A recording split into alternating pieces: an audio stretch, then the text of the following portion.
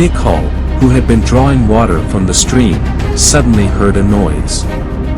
Startled, he dropped the water bottle and hurried in the direction of the sound. As he approached, he was taken aback to see Tyrus surrounded by a massive mountain snake, attempting to devour him. Acting quickly, Nicole unsheathed his sword and severed the snake's head. Breathing heavily, Tyrus declared, "We can't stay here any longer, we need to leave immediately."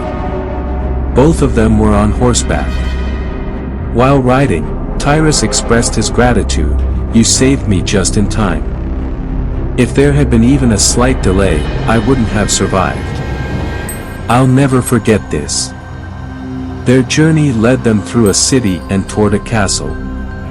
Tyrus turned to Nicole and teased, "You've mentioned introducing your girlfriend countless times, yet you never actually did. How about today? Why not introduce her now?" Nicole responded and spurred his horse into motion. The horses carried them to a grand mansion. As they arrived, Tyrus recognized it as Halder's house, one of the country's chiefs. He thought that Nicole was in love with Halder's daughter. Nicole shared, "We're planning to get married next month." Tyrus said with curiosity, "I haven't been informed of this yet."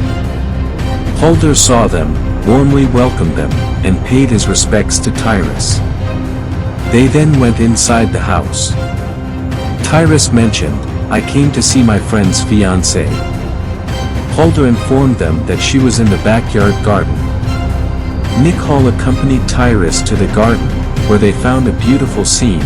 In the heart of a charming flower garden, surrounded by vibrant blossoms, a serene pond graced with delicate lotus flowers reflected the tranquility of the scene. Beneath a large, majestic tree, a captivating 23-year-old woman sat, her beauty evident in sparkling eyes and flowing hair.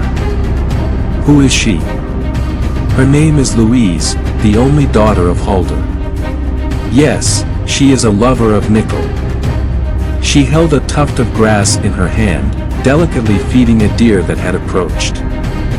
Observing someone approaching, Louis turned around, and to her surprise, she found King's brother Tyrus and Nicole coming towards her. Suddenly, she stood up, bowed her head, and made a respectful gesture towards Tyrus and Nicole. Nicole proudly introduced her, "This is my future wife." However, Tyrus was struck by her beauty, unable to look away. Tyrus jokingly said, "You keep talking, I'll just stand over there," as he moved to stand near a tree. Yet, his eyes betrayed a hint of jealousy. In the midst of this, he sees Nicole smiling at Louis in the distance. This only fueled Tyrus's jealousy. He wondered how this beauty had so far escaped my eyes. "If you live, you should live with her," he thought in his mind. He peeked out from hiding again. Lucy's beauty drives him crazy.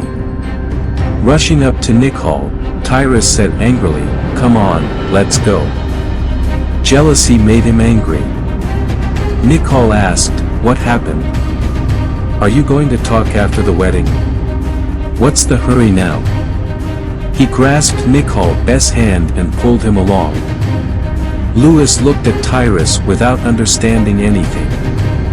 "Well, I'll be back later," Nicole said to Louis as he started walking behind Tyrus.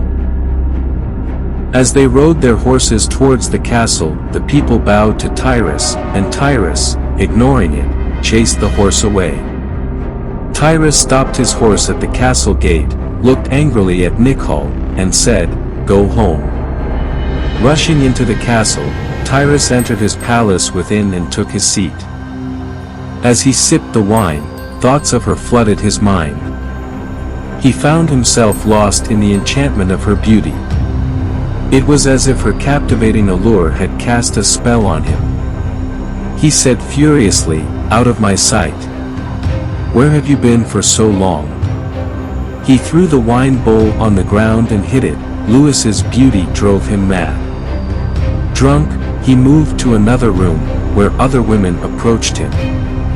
His fury drove them away as he exclaimed, Leave me. None of you compare to her. You're not all beauties, you're ugly. He beat them like a madman, saying that she was the only beautiful girl in the world. The beauties in the room realized Tyrus' condition and ran away from the room. Later, Tyrus expressing his anger that, Nikhal, you're an ordinary general working under me, and you has an extraordinary wife. Surely you won't get her anymore. He laughed furiously saying that, she's mine. She's my wife.